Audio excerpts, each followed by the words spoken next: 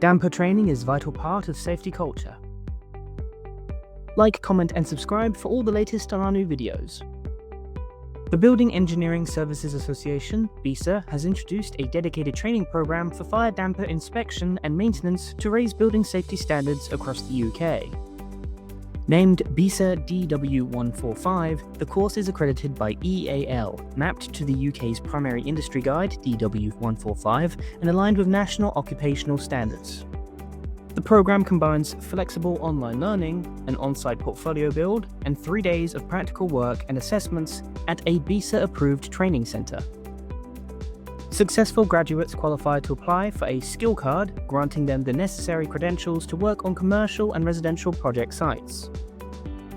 The course follows a 2024 update to DW145 after inspections revealed widespread issues including incorrectly installed, damaged, untested, or completely inaccessible dampers. Training focuses on meeting UK-wide legal requirements, including the Regulatory Reform, Fire Safety, Order 2005, England and Wales, Scottish and Northern Irish regulations, and BS 9999, which mandates at least annual testing.